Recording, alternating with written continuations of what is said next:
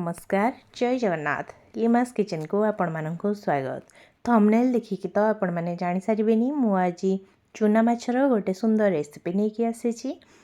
एटा मु मोगराली माछरे तयारी करिछि रेसिपीटी। वीडियोटी को स्किप न करी मूलरू शेष पर्यंत देखंतु। वीडियोटी जदि भल लागे मो चैनल को सब्सक्राइब करंतु, वीडियो को गोटे लाइक करंतु, पाखरे थिबा बेल आइकन को प्रेस करंतु जहा द्वारा मु अपलोड करूथबा सब वीडियोर प्रथम नोटिफिकेशन आपण माने पाई परिबे। मोहराली माछ तो देह पाई बहुत हितकर, खाइबा भी समस्ते निहाती दरकार। चलंतु सब बेले आपण तो गोटे प्रकार बनाउथिबे, मु आज आपण मानक पाई गोटे नुवा प्रकार रेसिपी नेकी आसीची। आमे मोहराली माछ को बाटी बसा बनेबा बा ताटिया बसा बनेबा। डेरी न करी वीडियोटी को आरंभ करिबा। देखंतु प्रथमे सेति पाई मु एठी आधा किलो बा 500 ग्राम रो मोहराली माछ नेइची। ता सहित नेइची दुईटी मीडियम साइज पियाज एवं मसला बनिया पाई आमे जेहेतु बाटी बसा बनेबा सेतिपाई हमको बेसर निहाती दरकार।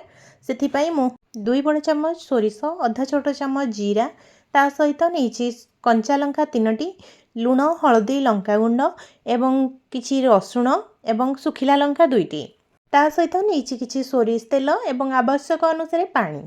प्रथमे आमे ग्राइंडर जार गोटे नबा, सेथिरे देई दबा सोरिष, जीरा, सुखिला लंका, कंचा लंका मु एठी सबु देई नाही, 2टी कंचा लंका बाटी नेइची एवं बाकी जा रहिला आमे परे व्यवहार करिबा। ता सहित रसुण आपण एठी मसलार क्वांटिटी देखिकी टिके भाबुथिबे बहुत अधिका हिजबो तरकारी पई। हां आज्ञा मु एटा अधिका टिके करिके बनै नेइची। मु अलगा रेसिपी पई मध्यम बनै नेइची एकाथरे सोरिष मसला, किंतु आमे एथिरु 2 चम्मच व्यवहार करिबा ए रेसिपी पई। एठी मु सबुको देई देइची प्रथमे ग्राइंडर जारे बे आवश्यक अनुसार पानी देई नेइची।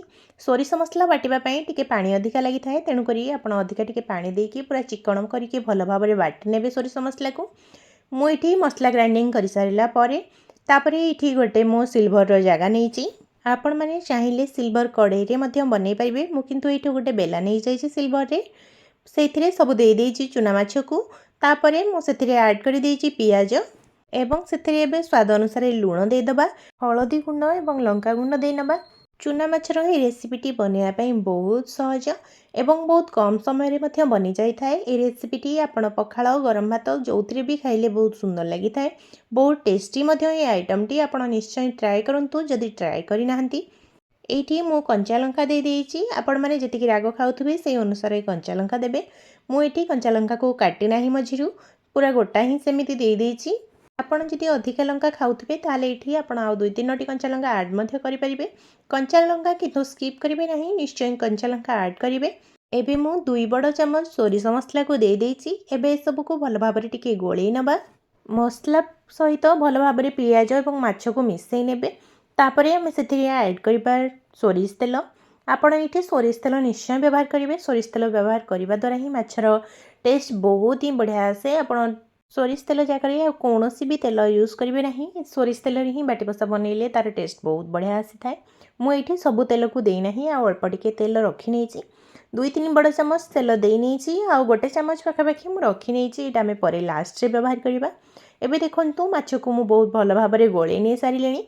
एबे सेथिरे देई दबा टमाटो। मु एठी 2टी मीडियम साइज रो टमाटो को काटि नेइछि छोट छोट खंड करिकि। एबे टमाटो को टिके ऊपर तळ करि नबा, माने भल भाबरे टिके मिसै नबा। एबे आमे सेथिरे देई दबा अल्प किछि पानी। मु एठी हाफ कप पाखापाखि पानी देई नेइछि। माछ सिजिबा पई जेतिकि पानी दरकार आमे बास सेतिकि दबा। जेमिति अधिका पानी देई देले एटा सिजि जाय माछ अधिका जमा भी भल लागिबो नाही। माछ पूरा हमर गोटा रहिबो किंतु परफेक्ट सिजिबो। सेति पई आपण एठी जमा भी बेसी पानी यूज करिवे नाही। माछ को लक्ष्य करिकि पानी देबे, जेतिकि आवश्यक सेही अनुसार पानी देबे माछ सिजिबा पई।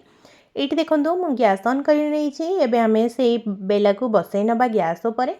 प्रथम 2-3 मिनिट आमे गैस फ्लेम को हाई करि नबा, जेमिति टिके फुटी आसी तरकारीटी आमे संगे संगे गैस फ्लेम को लो करि नबा एवं कवर करिकि ताकू प्रथमरु शेष पर्यंत आमे फ्लेम पूरा गैस लो करि नबा।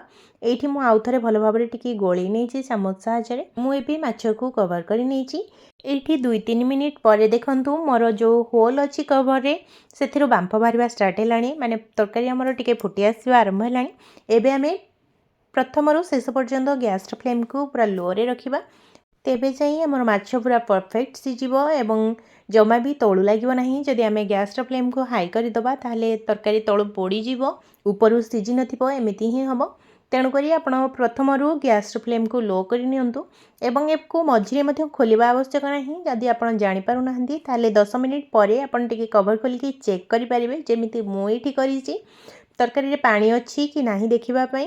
ये 10 मिनिट पर मु कवर खोलिकी देखुची जे तरकारी तलू टिके लगी आसला पानी अल्प अल्प अच्छी एबे ताको कवर करके आउ 10 मिनिट पाखापाखि फुटापी छाड़ा जमी तरकारी पूरा पानी मरीज तलू टिके लगी आसले ही यार टेस्ट बहुत ही बढ़िया आसे। एमती नुह जे पोड़ीदबा बास तलू टिके लगी आसुथबो आम जेहेतु सीम्रे बसई एमती भी यहाँ जमा भी पोड़ब ना जिते पानी पूरा सुखीज आपड़ से ही बंद करदे।